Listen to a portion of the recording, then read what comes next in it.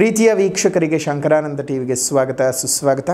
ಇವತ್ತಿನ ವಿಡಿಯೋನಲ್ಲಿ 2026ರ ವಿವಾಹ ಭವಿಷ್ಯ ಯಾವ ರಾಶಿಯವರಿಗಿದೆ, ಕಂಕಣ ಭಾಗ್ಯದ ಯೋಗ ಮತ್ತು ನಿಮ್ಮ ಜೀವನದಲ್ಲಿ ಸಂಗಾತಿ ಸಿಗ್ತಕ್ಕಂತಹ ಲಕ್ಷಣಗಳು ಯಾವ್ಯಾವ ರಾಶಿಯವರಿಗೆ ಇದೆ ಅನ್ನುವಂತಹ ಸಂಪೂರ್ಣವಾದ ಮಾಹಿತಿಯನ್ನು ಈ ವಿಡಿಯೋನಲ್ಲಿ ತಿಳ್ಕೊಳ್ಳೋಣ. ಅದಕ್ಕಿಂತ ಮುಂಚಿತವಾಗಿ ಯಾರಾದರೂ ಶಂಕರಾನಂದ ಟಿವಿ ಯೂಟ್ಯೂಬ್ ವಾಹಿನಿಯನ್ನು ಸಬ್ಸ್ಕ್ರೈಬ್ ಮಾಡ್ಕೊಳ್ಳಿಲ್ಲ ಅಂದರೆ ಸಬ್ಸ್ಕ್ರೈಬ್ ಮಾಡ್ಕೊಳ್ಳಿ, ಪಕ್ಕದಲ್ಲಿರುವಂತಹ ಬೆಲ್ ಐಕಾನ್ ಒತ್ತಿ ಮತ್ತು ಇನ್ಸ್ಟಾಗ್ರಾಮ್ ಪೇಜ್, ಫೇಸ್ಬುಕ್ ಪೇಜನ್ನು ಫಾಲೋ ಮಾಡ್ತಾ ಇಲ್ಲ ಅಂದರೆ ಫಾಲೋ ಮಾಡಿ. ಅದರಿಂದ ನೆಕ್ಸ್ಟ್ ಅಪ್ಲೋಡ್ ಮಾಡುವಂತಹ ವಿಡಿಯೋಗಳು ನಿಮಗೆ ನೋಟಿಫಿಕೇಷನ್ನ ಮುಖಾಂತರ ಬಂದು ತಲುಪತ್ತೆ, ಹೊಸ ಹೊಸ ಮಾಹಿತಿಗಳನ್ನು ತಿಳ್ಕೊಳ್ಳೋದಕ್ಕೆ ಸಾಧ್ಯವಾಗುತ್ತೆ ಅಂತ ತಿಳಿಸ್ತಾ, ಈ ಒಂದು ವಿಶೇಷವಾದಂತಹ 2026ರ ವಿವಾಹ ಭವಿಷ್ಯ ನೋಡಿ. ಯಾರಿಗೆ ತಾನೇ ಮದುವೆ ಬೇಡ, ಪ್ರತಿಯೊಬ್ಬರಿಗೂ ಮದುವೆ ಅನ್ನುವಂಥದ್ದು ಬೇಕೇ ಬೇಕಾಗುತ್ತೆ ಜೀವನದಲ್ಲಿ. ಜೀವನದ ಸಂಗಾತಿ ಅನ್ನುವಂಥದ್ದು ಒಂದಷ್ಟು ಅನಿವಾರ್ಯ ಅನ್ನುವಂಥದ್ದು ಕೆಲವರ ಭಾವನೆ. ತಂದೆ ತಾಯಿರಿಗೆ ಯಾವಾಗಲೂ ಅಷ್ಟೇ ಮಕ್ಕಳಿಗೆ ಮದುವೆ ಮಾಡಬೇಕು, ಅವ್ರ ಜೀವನ ಚೆನ್ನಾಗಿಟ್ಟಿರಬೇಕು ಅನ್ನುವಂಥದ್ದೇ ಯೋಚನೆಗಳಾಗ್ತಾ ಇರುತ್ತೆ. ಕೆಲವೊಮ್ಮೆ ವಯಸ್ಸು ಮೀರಿದರೂ ಸಹ ಅವರಿಗೆ ಮದುವೆ ಆಗ್ತಾ ಇರೋದಿಲ್ಲ. 30-35 ದಾಟಿದರೂ ಸಹ ಮದುವೆ ಆಗದೆ ಇನ್ನೂ ಹಾಗೆ ಉಳಿದುಬಿಟ್ಟಿರ್ತಾರೆ. ಅಂತಹವರಿಗೆಲ್ಲ ಏನಪ್ಪ ಅಂತ ಹೇಳಿದ್ರೆ ಏನು ಪರಿಹಾರಗಳು ಅನ್ನೋದೇ ಗೊತ್ತಾಗೋದಿಲ್ಲ. ಇವತ್ತು ವಿವಾಹ ವಿಳಂಬ ಆಗೋದಕ್ಕೆ ಕಾರಣ ಏನು ಮತ್ತು 2026ರಲ್ಲಿ ಯಾವ್ಯಾವ ರಾಶಿಯವರಿಗೆ ಯೋಗದ ಫಲ ಇದೆ ಅನ್ನೋದನ್ನು ತಿಳ್ಕೊಳ್ಳೋಣ. ನೋಡಿ, ಯಾರ ಜಾತಕದಲ್ಲಿ ಕಳತ್ರಕಾರಕನಾದಂತಹ ಕಳತ್ರ ಗ್ರಹ ಅನ್ನುವಂಥದ್ದಿರುತ್ತೆ, ಅಂದರೆ ನಿಮ್ಮ ಲಗ್ನದ ಸಪ್ತಮ ಜಾಗ, ಸಪ್ತಮಾಧಿಪತಿಯು ಮದುವೆಯನ್ನು ತೋರಿಸುವಂಥ ಗ್ರಹ. ಇದು ಪ್ರತಿ ಜಾತಕಕ್ಕೂ ವ್ಯತ್ಯಯಗಳು ಇದ್ದೇ ಇರುತ್ತವೆ, ವ್ಯತ್ಯಾಸಗಳಿರುತ್ತವೆ.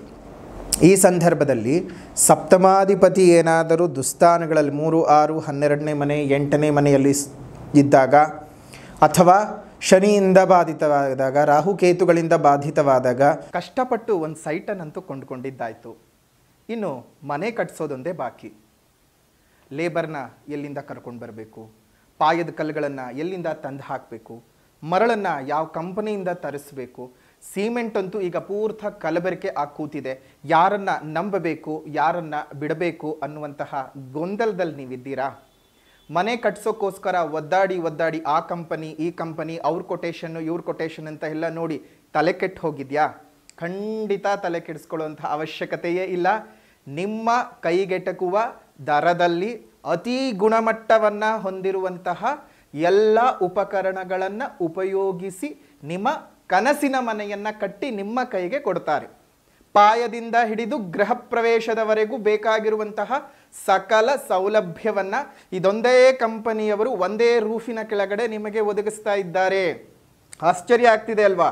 ಏನಪ್ಪ, ಪಾಯದಿಂದ ಹಿಡಿದು ಆರ್ಕಿಟೆಕ್ಟ್ ವಿಚಾರ ಆಗಿರಬಹುದು, ಫರ್ನಿಚರ್ ವಿಚಾರ ಆಗಬಹುದು, ಎಲ್ಲನೂ ನಮ್ಗೆ ಇದು ಮಾಡಿಕೊಡ್ತಾ ಇದ್ದಾರೆ. ಯಾರು ಕಂಪನಿ, ಎಲ್ಲಿದೆ ಅಂತ ಕೇಳ್ತಾ ಇದ್ದೀರಾ? ನಮ್ಮ ಬೆಂಗಳೂರಿನ ರಾಜಾಜಿನಗರದಲ್ಲಿರುವಂತಹ KMI ಕನ್ಸ್ಟ್ರಕ್ಷನ್ಸ್ ಕಂಪನಿಯವರು ಒಂದೇ ಸೂರಿನ ಅಡಿಯಲ್ಲಿ ನಿಮ್ಮ ಕನಸಿನ ಮನೆಯನ್ನು ಸಿದ್ಧ ಮಾಡಿಕೊಡ್ತಾರೆ. ಇನ್ನಷ್ಟು ಹೆಚ್ಚಿನ ಮಾಹಿತಿಗಳು ಬೇಕಾದರೆ ಇಲ್ಲೇ ಇರುವಂತಹ ಫೋನ್ ನಂಬರ್ಗೆ ಫೋನ್ ಮಾಡಿ, ನಿಮಗೆಲ್ಲ ಮಾಹಿತಿ ಸಿಗುತ್ತೆ. ನಿಮ್ಗೇನಾಗ್ತಾ ಇರುತ್ತೆ? ವಿವಾಹ ವಿಳಂಬ ಆಗ್ತಾ ಇರುತ್ತೆ. ಸಪ್ತಮಾಧಿಪತಿಗೆ ಅಶುಭ ಗ್ರಹದ ದೃಷ್ಟಿ ಬಂದಾಗ ಅಥವಾ ದುಸ್ಥಾನಗಳಲ್ಲಿ ಸ್ಥಿತನಾದಾಗ ನಿಮಗೆ ವಿವಾಹ ಅನ್ನುವಂತಹದ್ದು ತಡವಾಗುತ್ತೆ. ಆ ಒಂದು ತಡ ಆಗೋದ್ರ ಪ್ರಭಾವ ತುಂಬ ಸಮಸ್ಯೆಗಳನ್ನು ನೀವು ಮಾತ್ರ ಅಲ್ಲ, ನಿಮ್ಮ ತಂದೆ ತಾಯಿಗಳು ಸಹ ಅನುಭವಿಸೋ ಹಾಗಾಗುತ್ತೆ. ಲೋಕದ ಜನರ ಚುಚ್ಚು ಮಾತುಗಳು ಸಹ ನಿಮ್ಮನ್ನು ತುಂಬ ತಿಂಡಾಡಿಸ್ತಕ್ಕಂಥದ್ದು, ಒಂದು ತುಂಬ ಅವಮಾನಗಳನ್ನು ಎದುರಿಸಬೇಕಾದಂತಹ ಸಂದರ್ಭಗಳು ಬರುತ್ತವೆ. ಹಾಗಾಗಿ ಬಹಳ ಜಾಗ್ರತೆಯಲ್ಲಿ ಇರತಕ್ಕಂಥದ್ದು ಉತ್ತಮ. ಸೊ ಹಾಗಾಗಿ ಈ ವರ್ಷ 2026ರಲ್ಲಿ ಯಾರಿಗಿದೆ ಕಂಕಣ ಭಾಗ್ಯದ ಯೋಗ ಅಂತ ನೋಡೋದಾಯಿತು ಅಂದರೆ, ಮೊದಲನೇದಾಗಿ ಮೇಷರಾಶಿಯವರಿಗೆ ನಿಮಗೆ ಮೇ ತಿಂಗಳಿಂದ ಗುರುವಿನ ಸ್ಥಾನ ಬದಲಾವಣೆ ಆಗತ್ತೆ. ಆದರೆ ಅದಕ್ಕೂ ಮುಂಚಿತವಾಗಿಯೇ ಬಹುಶಃ ನಿಮಗೆ ವಿವಾಹ ನಿಶ್ಚಯವಾಗುವ ಸಾಧ್ಯತೆಗಳಿದೆ. ಆದರೆ ಸರಿಯಾಗಿ ನೀವು ಹುಡುಕೊಳ್ಬೇಕು ಅಷ್ಟೇ. ನೇರವಾಗಿ ನಿಮ್ಮ ಸಪ್ತಮ ಸ್ಥಾನದ ಮೇಲೆ ಈಗ ಸದ್ಯಕ್ಕೆ ಗುರುವಿನ ವೀಕ್ಷಣೆಯೂ ಸಹ ಇರೋದ್ರಿಂದ ಮದುವೆ ಎಲ್ಲ ಸೆಟ್ ಆಗ್ತಕ್ಕಂಥ ಸಾಧ್ಯತೆಗಳು ಮೇಷರಾಶಿಯವರಿಗೆ ಬಹಳ ಚೆನ್ನಾಗಿದೆ. ಆದರೆ ನೀವೇನಿದ್ರೂ ಮೇ ಒಳಗಡೆ ಮಾಡಿಕೊಳ್ತಕ್ಕಂಥದ್ದು ಮದುವೆಯನ್ನು ಉತ್ತಮ. ಯಾಕಂದರೆ ಆಗ ನಿಮಗೆ ನಿಮ್ಮ ಸಪ್ತಮ ಸ್ಥಾನದ ಮೇಲೆ ಗುರುವಿನ ದೃಷ್ಟಿಯೂ ಸಹ ಬರೋದ್ರಿಂದಾಗಿ ಅನುಕೂಲತೆಗಳು ಹೆಚ್ಚು. ಇನ್ನು ಎರಡನೇದಾಗಿ ವೃಷಭ ರಾಶಿಯವರಿಗಂತೂ ಬಹಳ ಅತ್ಯುತ್ತಮವಾದಂತಹ ಯೋಗದ ಫಲಗಳನ್ನು ನೀವು ನೋಡಬಹುದು. ನೇರವಾಗಿ ನಿಮಗೆ ಸಪ್ತಮ ಸ್ಥಾನದ ಮೇಲೆ ಗುರುವಿನ ದೃಷ್ಟಿಯು ಮೇ ನಂತರ ಬರುತ್ತೆ. ಮೇವರೆಗೂ ಸಹ ನಿಮಗೆ ಅತ್ಯುತ್ತಮವಾಗಿರತಕ್ಕಂತಹ ಗುರುವಿನ ಯೋಗ, ಗುರುಬಲದ ಯೋಗ, ಅದಾದ ನಂತರ ಗುರುವಿನ ಸ್ಥಾನ ದೃಷ್ಟಿಯ ಯೋಗ ಫಲದಿಂದ ವೃಷಭ ರಾಶಿಯವರಿಗೆ 2026ರಲ್ಲಿ ವಿವಾಹದ ಭಾಗ್ಯದ ಯೋಗ ಇರುವಂತಹದ್ದು. ಅದಾದ ನಂತರ ಮಿಥುನ ರಾಶಿಯವರಿಗಂತೂ 2026ರ ಸಂಪೂರ್ಣ ವರ್ಷವು ವಿವಾಹಕ್ಕೆ ಯೋಗ್ಯವಾಗಿರತಕ್ಕಂಥದ್ದು. ಮುಹೂರ್ತಾದಿಗಳನ್ನು ಗಮನಿಸಿಕೊಂಡು ಮಿಥುನ ರಾಶಿಯವರು ಮದುವೆ ಮಾಡಿಕೊಳ್ಳೋದು ಉತ್ತಮ. ಜೊತೆಗೆ ತುಂಬ ವರ್ಷದಿಂದ ಹುಡುಕಿ ಸೆಟ್ ಆಗ್ತಾ ಇಲ್ಲ ಅಂದರೂ ಸಹ ಈ ವರ್ಷ ಹುಡುಕೋದ್ರಿಂದ ತುಂಬ ಅನುಕೂಲಗಳನ್ನು ಪಡ್ಕೊಳ್ತೀರಾ ಮಿಥುನ ರಾಶಿಯವರು. ಇನ್ನು ಅದಾದ ನಂತರ 2026ರಲ್ಲಿ ಮದುವೆಗೆ ಸಿದ್ಧವಾಗಿರುವಂತಹ ರಾಶಿ ಇನ್ಯಾವುದಪ್ಪ ಅಂತ ಹೇಳಿದ್ರೆ ತುಲಾರಾಶಿನಲ್ಲಿ ಹುಟ್ಟಿರ್ತಕ್ಕಂಥವ್ರಿಗೂ ಸಹ ಈ ವರ್ಷ 2026ರಲ್ಲಿ ಕಂಕಣ ಭಾಗ್ಯದ ಯೋಗ. ನಿಮಗೆ ಈ 25ರಲ್ಲೂ ಗುರುಬಲ ಇತ್ತು, 26ರಲ್ಲೂ ಸಹ ಗುರುಬಲ ಇದೆ. ಸೊ ಯೋಚನೆ ಮಾಡುವಂತಹ ಅವಶ್ಯಕತೆಯೇ ಇಲ್ಲ, ತುಂಬ ಬೇಗ ಸೆಟ್ ಆಗ್ತಕ್ಕಂಥದ್ದು ಆಗತ್ತೆ. ಅದಾದ ನಂತರ ಇನ್ನು ವೃಶ್ಚಿಕ ರಾಶಿಯವರಿಗೆ ತಾತ್ಕಾಲಿಕವಾಗಿ 4.5 ತಿಂಗಳು ಗುರುಬಲ ಇಲ್ಲದ ಕಾರಣ, ಅದಾದ ನಂತರ ಗುರುಬಲ ಬರುವ ಕಾರಣ, ಗುರುಬಲ ಬಂದ ನಂತರದಲ್ಲಿ ಅತ್ಯುತ್ತಮವಾಗಿದೆ ಕಂಕಣ ಭಾಗ್ಯದ ಯೋಗ ವೃಶ್ಚಿಕ ರಾಶಿಯವರಿಗೆ 2026ರಲ್ಲಿ.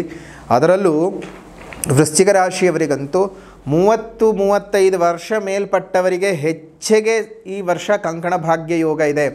ಇಷ್ಟು ವಯಸ್ಸು ದಾಟಿದ್ರೂ ಮದುವೆ ಆಗ್ತಾ ಇಲ್ಲ ಅಂತ ನೀವು ಯೋಚನೆ ಮಾಡ್ತಕ್ಕಂಥವರಿಗೆ ಈ ವರ್ಷ ಮದುವೆ ಸೆಟ್ ಆಗ್ತಕ್ಕಂಥದ್ದು ಆಗುತ್ತೆ. ಒಳ್ಳೆಯ ಯೋಗ ಫಲಗಳನ್ನು ವೃಶ್ಚಿಕ ರಾಶಿಯವರು ಅನುಭವಿಸ್ತೀರಿ. ಅದಾದ ನಂತರ ಒಂದು ಮಕರ ರಾಶಿಯವರಿಗೂ ಸಹ 2026ರಲ್ಲಿ ಒಳ್ಳೆಯ ಶುಭ ಫಲಗಳನ್ನು ನೀವು ನೋಡಬಹುದು.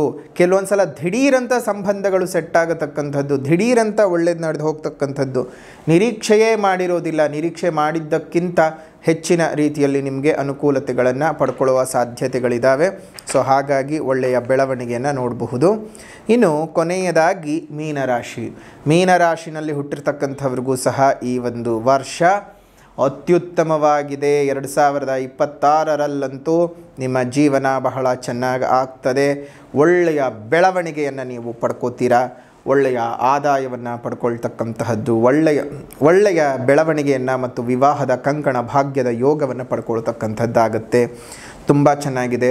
ಆದರೂ ಸಹ ಕೆಲವೊಮ್ಮೆ ಏನಾಗುತ್ತೆ, ನಿಮ್ಮ ಜನ್ಮ ಜಾತಕದಲ್ಲಿ ಏನಾದರೂ ಕಳತ್ರ ಸ್ಥಾನದ ದೋಷಗಳು ಉಂಟಾಗಿದ್ದಲ್ಲಿ, ಕಳತ್ರ ಸ್ಥಾನದಿಂದ ಸಮಸ್ಯೆಗಳೇನಾದರೂ ಬರ್ತಿದೆ ಅಂತಂದಾಗ ನೀವೇನು ಮಾಡಬೇಕು, ಒಂದು ಸಲ ನಿಮ್ಮ ಜನ್ಮ ಜಾತಕವನ್ನು ತೋರಿಸ್ಕೊಳ್ಳಿ. ಜನ್ಮ ಜಾತಕದ ಆಧಾರದಲ್ಲಿ ನಿಮ್ಮ ಸಮಸ್ಯೆಗಳನ್ನು ಸರಿ ಮಾಡಿಕೊಳ್ಳೋ ಪ್ರಯತ್ನವನ್ನು ಮಾಡಿ. ನಿಮ್ಮ ಜಾತಕ ತೋರಿಸ್ಕೊಳ್ಬೇಕು ಅಂದರೆ ಇಲ್ಲೇ ಇರುವಂತಹ ಫೋನ್ ನಂಬರ್ಗೆ ಫೋನ್ ಮಾಡಿ ಮತ್ತು ವಾಟ್ಸಪ್ನ ಮುಖಾಂತರವಾಗಿ ನಿಮ್ಮ ಡೀಟೇಲ್ಸನ್ನು ಕಳಿಸ್ಕೊಂಡು ಅಪಾಯಿಂಟ್ಮೆಂಟನ್ನು ಬುಕ್ ಮಾಡಿ ನಿಮ್ಮ ಜಾತಕವನ್ನು ಒಮ್ಮೆ ತೋರಿಸ್ಕೊಳ್ಳಿ. ಒಳ್ಳೆಯದಾಗಲಿ ಅಂತ ಹೇಳ್ತಾ ಈ ವಿಶೇಷವಾದಂತಹ ವಿವಾಹ ಭವಿಷ್ಯ 2026 ಯಾವ ರಾಶಿಯವರಿಗೆ ಕಂಕಣ ಭಾಗ್ಯದ ಯೋಗವಿದೆ, ಕಂಕಣ ಬಲ ಕೂಡಿ ಬರುತ್ತೆ ಅನ್ನುವಂತಹ ವಿಚಾರವನ್ನು ತಿಳ್ಕೊಂಡಿದ್ದೀರಿ. ಮದುವೆ ಆದಷ್ಟು ಬೇಗ ಆಗಲಿ, ನಿಮ್ಮೆಲ್ಲರ ಜೀವನವೂ ಸಹ ಚೆನ್ನಾಗಿರಲಿ ಅಂತ ಹೇಳಿ ದೇವಿಯಲ್ಲಿ ಪ್ರಾರ್ಥನೆಯನ್ನು ಮಾಡ್ತಾ, ಇನ್ನು ಅಮಾವಾಸ್ಯೆಯ ಪ್ರಯುಕ್ತ ಮಾಡುವಂತಹ ಸರ್ವಕಾರ್ಯ ಸಿದ್ಧಿ ಮೂಲಿಕಾ ತಾಯ್ತವನ್ನು ತರಿಸ್ಕೊಳ್ಳಿ. ಅದನ್ನು ನಿಮ್ಮ ಕತ್ನಲ್ಲಾಗಲಿ ಅಥವಾ ತೋಳ್ನಲ್ಲಾಗಲಿ ಧರಿಸ್ಕೊಳ್ಳೋದ್ರಿಂದ ಎಲ್ಲ ಕೆಲಸ ಕಾರ್ಯಗಳಲ್ಲೂ ಯಶಸ್ಸನ್ನೋದು ಸಿಗುತ್ತೆ. ಮಾಟಮಂತ್ರ, ಕೃತಿಮ ದೋಷ, ದೃಷ್ಟಿದೋಷಗಳಿಂದ ತುಂಬ ಜನ ಬಳಲ್ತಾ ಇರ್ತೀರಿ. ಅದಕ್ಕೆಲ್ಲದಕ್ಕೂ ಸಹ ರಾಮಬಾಣವಾಗಿ ಕೆಲಸವನ್ನು ಮಾಡುತ್ತೆ.